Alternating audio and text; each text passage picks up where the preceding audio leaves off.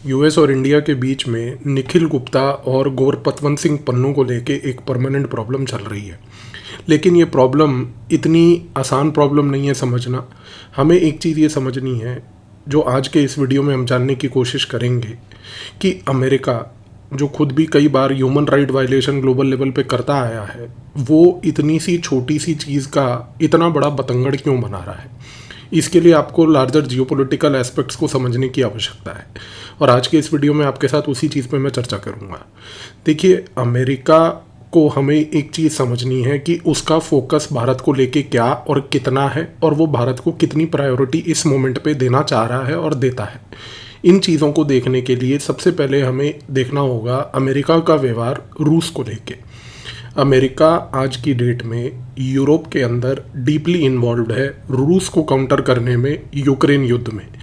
America ये चाहता है कि रूस जो है वो यूक्रेन के युद्ध में हार जाए। लेकिन समस्या क्या है, वो ऐसा हो नहीं पाएगा। वो क्यों नहीं हो पाएगा? क्योंकि अमेरिका की जो नीति है यूक्रेन को लेके, वो बड़ी सिंपल है। अमेरिका यूक्रेन को केवल पैसा देता जा रहा है। अमेरिका को लग रहा है कि जितना यूक्रेन को पैसा देंगे, जितना यूक्रेन उस पैसे से आर्म्स खरीदेगा, जितना यूक्रेन को आर्म्स एंड एमुनिशन का सपोर्ट देंगे, उतना ही यूक्रेन उसको जाके बेसिकली रूस के खिलाफ टेस्ट करेगा। यूक्रेन आज की डेट में एक टेस्टिंग ग्राउंड बन चुका है अमेरिका का 2020-21 के बाद, जब से अमेरिका ने अफ़गानिस्तान को छोड़कर वापस जाने की मुहिम लगाई थी। अमेरिका पूरे अपने इतिहास में केवल और केवल टेस्टिंग ग्राउंड्स ढूंढता आया है, जिससे कि वो अपनी डिफेंस इंडस्ट्री, आर्मामेंट इंडस्ट्री, इसको बेसिकली बढ़ोतरी देता जाए। जैसे ही अफगानिस्तान का चैप्टर क्लोज हुआ, क्योंकि तालिबान ने कंट्री को टेक ओवर करके अमेरिका की डील को रिजेक्ट कर दिया, तो यूक्रेन एक नया थिएटर खुल गया। आज की डेट में अमेरिका की ये जो नीति है, जिसकी वजह से अमेरिका यूक्रेन में और रूस को काउंटर करने के लिए व्यस्त है, इसका इम्प्लीकेशन भारत के ऊपर भी पड़ रहा है। अब वो कैसे पड़ रहा है? साधारण सी बात है, जितना अमेरिका यूक्रेन को सपोर्ट करेगा, उतना रशिया यूक्रेन के युद्ध में इन्वॉल्व होगा। जितना अमेरिका पैसा यूक्रेन को देगा, आर्म्स एंड एमुनिशन यूक्रेन को देगा, उतना ही रूस जो है आर्म्स एंड एमुनिशन लेने के लिए चीन के ऊपर निर्भर होगा।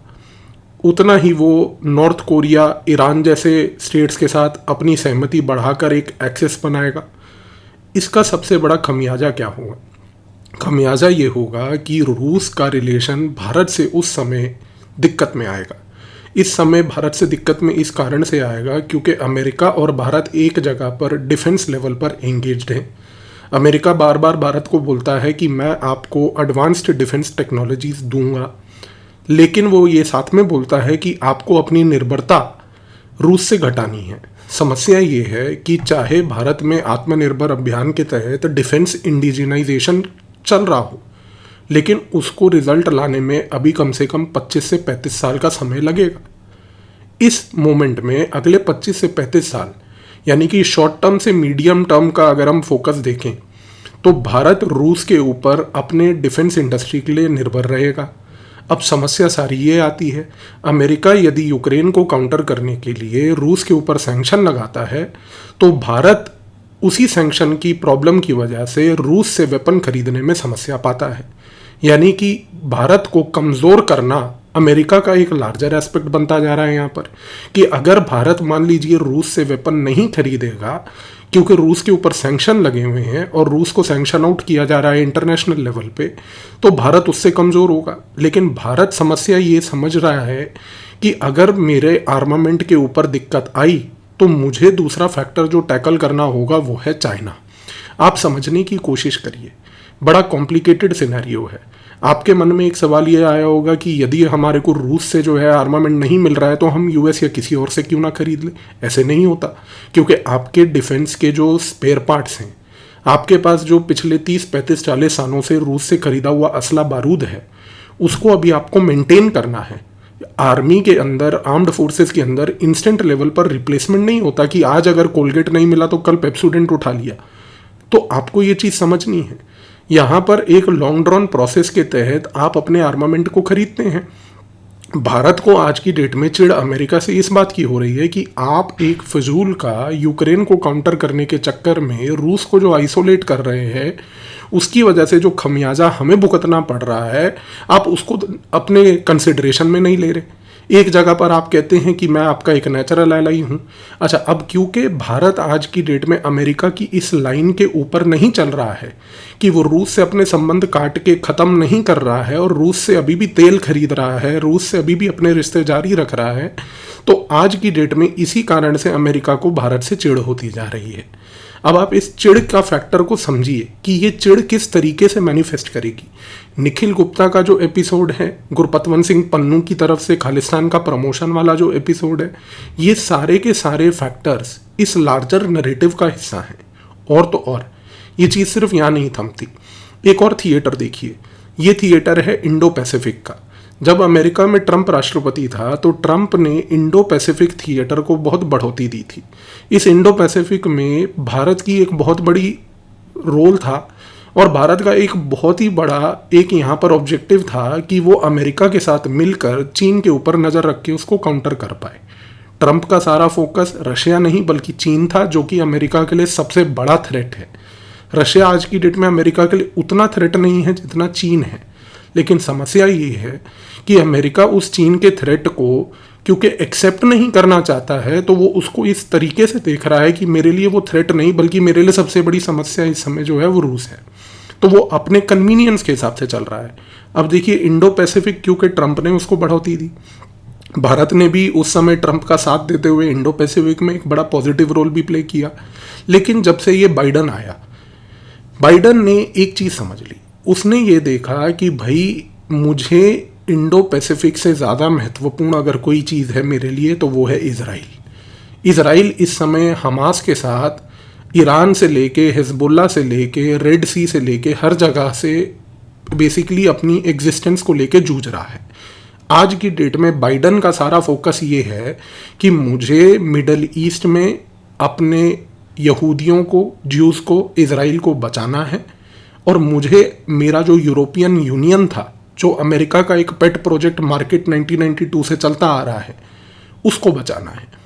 तो अमेरिका का सारा फोकस इंडो पैसिफिक से बाइडन के समय हटकर अब सारा का सारा मिडल ईस्ट की तरफ और इजराइल की तरफ चला गया है। अब जाहिर सी बात है कि यहाँ से जब आपका फोकस इंडो पैसिफिक से हटेगा तो यहाँ पर चीन का दबदबा उतना बढ़ेगा। सारा का सारा फोकस इंडो पैसिफिक में ये था कि आप चीन के ऊपर नज़र रखेंगे। भारत उस समय इंडो पैसिफिक में पार्टिसिपेट इसलिए कर रहा था कि आप चीन के ऊपर नज़र रखने में भारत की सहमति लेंगे और भारत के साथ मजबूत करने में उसको मदद करेंगे। अब देखिए, भारत आज की डेट में एक वल्नरेबल सिनेरियो पे आ चुका है। पहली बात, रूस के सैंक्शंस होने के कारण हमारे डिफेंस इंडस्ट्री के आर्मामेंट, स्पेयर पार्ट्स, इसके ऊपर एक समस्या बनी हुई है। दूसरा, क्योंकि अमेरिका का फोकस इंडो पैसिफिक से हटकर पूरा का पूरा मिडल ईस्ट की तरफ चला गया है, तो इंडो पैसिफिक एरिया जो है वो वल्नरेबल हो गया है चीन की गतिविधियों से। और चीन अगर अपना दबदबा यहाँ बनाएगा और यहाँ पर जब भारत को रूस से आर्मामेंट लेने में भी समस्या आएगी तो भारत की वल्नरेबिलिटी डबल हो गई है। और भारत इस चीज़ को लेके फिर से अमेरिका से चिढ़ा हुआ है कि आपने हमारी सुरक्षा कंसिडरेशन को कोई इंपॉर्टेंस ही नहीं दी है। एक ग्लोबलाइज्ड वर्ल्ड में जब आपके साथ मिलकर हम बाकी जगहों पर इतनी चीज़ें कर रहे हैं तो आप हमारी सुरक्षा कंसिडरेशंस को भी तो मद्देनज़र रखते हुए कुछ तो कदम उठाइए। तो यहाँ पर अब आप इस चीज़ को समझिए कि अमेरिका का व्यवहार आज की डेट में ऐसा है कि भारत उसके थॉट प्रोसेस में बाइडन एडमिनिस्ट्रेशन के समय है ही नहीं, क्योंकि अमेरिका का सोल फोकस है उसको अपना यूरोपियन यूनियन बचाना है। अमेरिका का सोल फोकस है कि उसको इजराइल बचाना है। उसके लिए ना तो चीन फोकस है इस मोमेंट पे, उसके लिए ना तो for that matter north Korea focus है इस मैटर। और जाहिर सी बात है क्योंकि सारा फोकस यूरोप और मिडल ईस्ट में है तो इंडिया उसकी स्ट्रैटेजिक प्रायोरिटी में ही नहीं आ पा रहा है। और अब आप इस चीज़ के मद्देनज़र अगर आप इन लार्जर एस्पेक्ट्स को समझेंगे तो अब मैं जो 2-3 चीज़ें आपको बताऊंगा तो आपके दिमाग में बिल्कुल सटीक तरीके से बैठ जाएंगी। पहली चीज़ कि क्योंकि बाइडन एडमिनिस्ट्रेशन का फोकस भारत को लेके है ही नहीं उस स्ट्रैटेजिक लेवल पे अभी, क्योंकि जितनी जियोपॉलिटिकल गेम्स चल रही हैं जहाँ पर उसका सारा फोकस है, इस रीज़न से आप देखिए कि सबसे पहली बात कि बाइडन ने भारत का रिपब्लिक डे सेलिब्रेशन पे आने के लिए जो चीफ गेस्ट का न्योता हमने उसको दिया था आज से 2 साल पहले, उसने उसको ठुकराया। दूसरी बात, 2 साल तक अमेरिका ने भारत के अंदर अपना अम्बेसडर नहीं भेजा, और जब भेजा भी तो एक ऐसे व्यक्ति को भेजा, एरिक गारसेती को, जिसका नाम भारत ने खुद ही कई बार रिजेक्ट किया था कि ये व्यक्ति भारत के लिए ठीक नहीं है, लेकिन उसने उसी को अपना दूतावास में यहाँ पर भेज दिया। और सबसे बड़ी चीज़ कि आज की डेट में बाइडन अब इस चीज़ को समझ रहा है कि जब उसने अपना नेशनल सिक्योरिटी एडवाइज़र का, जो हमारे नेशनल सिक्योरिटी एडवाइज़र के साथ एक एनुअल मीटिंग होती है, उस मीटिंग को भी 2 बार टाला गया। फाइनली ये मीटिंग अभी पिछले हफ्ते हुई जैक सलीवन की और अजीत डोवाल की, वो भी 2 बार डिले होने के बाद। तो आप इन लार्जर थॉट प्रोसेसेस को देखिए कि रिपब्लिक डे का न्योता ना लेना, उसके बाद भारत के साथ सबसे बड़ी बात कि आप अपना एम्बेसडर ना भेजना, और तीसरा नेशनल सिक्योरिटी एडवाइज़र लेवल पे जो डायलॉग एनुअल होता है उसको 2 बार डिले करके फिर फाइनली तीसरी बार एक नाम के लिए बस अग्री कर लेना। इससे समझ आ रहा है कि पहली बात तो भारत उसके स्ट्रैटेजिक प्रायोरिटी में नहीं है। दूसरा, भारत के अंदर इस समय क्योंकि वो एक स्ट्रैटेजिक प्रायोरिटी नहीं है और भारत अपना संबंध रूस से नहीं घटा रहा है और रूस के साथ अभी भी वहीं खड़ा हुआ है, इस कारण से अमेरिका इस चिड़ में भारत की फॉल्ट लाइन्स को एक्सप्लॉइट कर रहा है। और सबसे बड़ी फॉल्ट लाइन जो इस समय बनी हुई थी वो थी खालिस्तान की फॉल्ट लाइन। तो ये जो पिछले लगभग 2 से 2.5 साल पूरा खालिस्तान की फॉल्ट लाइन बनी और चढ़ी, इसको बनाने और चढ़ाने में अमेरिका का बहुत बड़ा हाथ था। अमेरिका के साथ साथ कनाडा का बहुत बड़ा हाथ था। अभी हाल ही में आपने देखा कि 2 दिन पहले कनाडा ने अपने पार्लियामेंट के अंदर निज्जर को लेके जो है वहाँ पर मौन व्रत रखा। तो ये जो पूरा एक लार्जर सिम्टम निकल के आ रहा है, आप इस चीज़ को समझिए कि ये जो निखिल गुप्ता का एक्स्ट्राडिशन करके लेके जाना, उसको प्राग से उठाकर उसको अमेरिका ले जाना, अमेरिका में उसके ऊपर कार्रवाई करना, और गुरपतवंत सिंह पन्नू जैसे खालिस्तानी को पनाह देकर वहाँ पर सपोर्ट करके खालिस्तान के खिलाफ और खालिस्तान के फेवर में सेंटीमेंट जनरेट कर रहा, ये जो पूरा गेम प्लान चल रहा है, ये अमेरिका की चिढ़ है जो निकल रही है भारत के खिलाफ कि भारत अभी भी अमेरिका के साथ क्यों नहीं खड़ा है। अब देखिए, एक यहाँ पर एस्पेक्ट आखिर में आपको और समझना होगा। आने वाले समय में लेट से कि अगले 6 से 8 महीने या 1 साल के अंदर अंदर यदि चीन और ताइवान के बीच में युद्ध छिड़ जाता है, इस युद्ध के कारण अमेरिका ताइवान को बचाने आएगा। अमेरिका उस समय चाहेगा कि भारत जो है चीन के ऊपर कार्रवाई करे। देखिए, सबसे पहली बात, यदि चीन और ताइवान के बीच में युद्ध छिड़ता है और अमेरिका ताइवान को बचाने आता है, तो भारत अपनी सेना ताइवान तो भेजेगा नहीं, ये बात तो भारत की मिलिट्री डॉक्ट्राइन में तय है। लेकिन भारत चीन के ऊपर दबाव जरूर डालेगा। वो सबसे पहली बात, बॉर्डर पे जो भारत और चीन का बॉर्डर है उस पे अपनी पूरी मिलिट्री की प्रेजेंस को बढ़ा देगा। दूसरा, भारत अपनी नौसेना की प्रेजेंस इंडियन ओशन में और बढ़ा देगा चीन की गतिविधियों पे नज़र रखने के लिए। और तीसरा कि चीन और ताइवान के युद्ध के बीच में यदि ऐसी परिस्थिति पैदा हो कि अमेरिका चीन के ऊपर सैंक्शन लगाए, जिस तरीके से वो रूस पे लगा रहा है, तो भारत इन सैंक्शंस का सहयोग करेगा। भारत उस समय अमेरिका के इन सैंक्शंस का जो चीन के ऊपर लगेंगे उनका सहयोग करते हुए उनको सपोर्ट करेगा। लेकिन अब आप एक चीज़ को देखिए यहाँ पर, अगर आपने बिटवीन द लाइन्स इस चीज़ को समझा जो मैंने बोला, तो आप एक बड़ी महत्वपूर्ण चीज़ समझेंगे। भारत चीन के खिलाफ जो भी चीज़ें करेगा चीन और ताइवान के युद्ध के दौरान, वो नेचुरल चीज़ें हैं और वो सारी की सारी चीज़ें अमेरिका के फेवर में हैं कि भाई बॉर्डर पे आप अपना प्रेजेंस बढ़ा दो, नौसेना की प्रेजेंस पानी में बढ़ा दो, और जब हम चीन को सैंक्शन आउट करें उसका सपोर्ट करो। इन तीनों चीज़ों में भारत अपने आप अमेरिका के एजेंडा पे चल रहा है, लेकिन अमेरिका इन तीनों चीज़ों को प्राप्त करने के लिए भारत को रिटर्न में कुछ नहीं दे रहा है। भारत को रिटर्न में कुछ ना देने के बावजूद भी भारत का वो व्यवहार एलिसिट कर पा रहा है। ये बहुत बड़ी चीज़ है।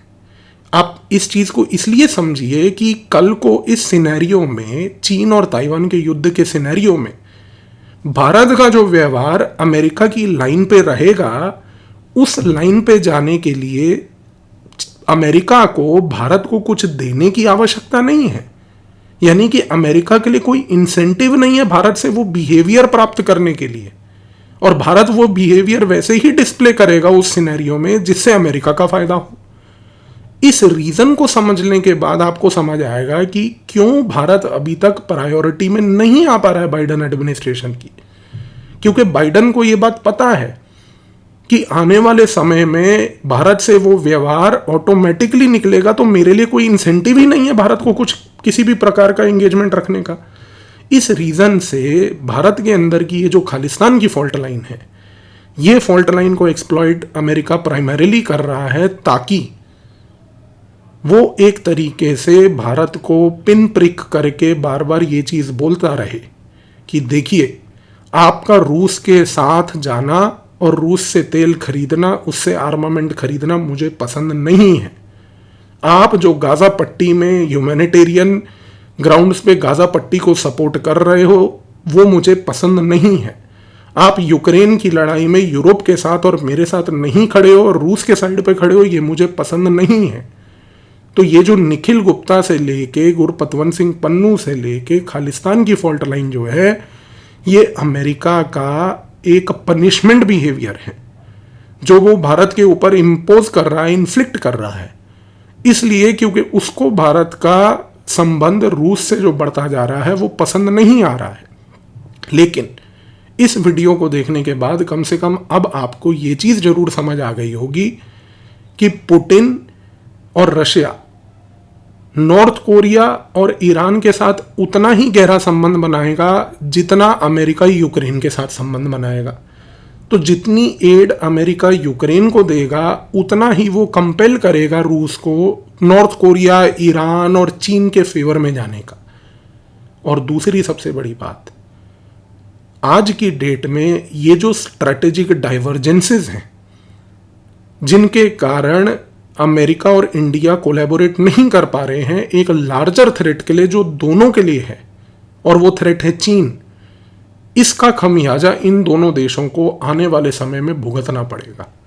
तो आई होप कि इस वीडियो के बाद आपको निखिल गुप्ता, पन्नू, खालिस्तान, रूस के संबंध, नॉर्थ कोरिया, ईरान, चीन, यूक्रेन युद्ध, इजराइल, भारत और अमेरिका के बीच की टेंशन, ये सारे डायमेंशन अब आपको क्लियर हो गए होंगे। धन्यवाद।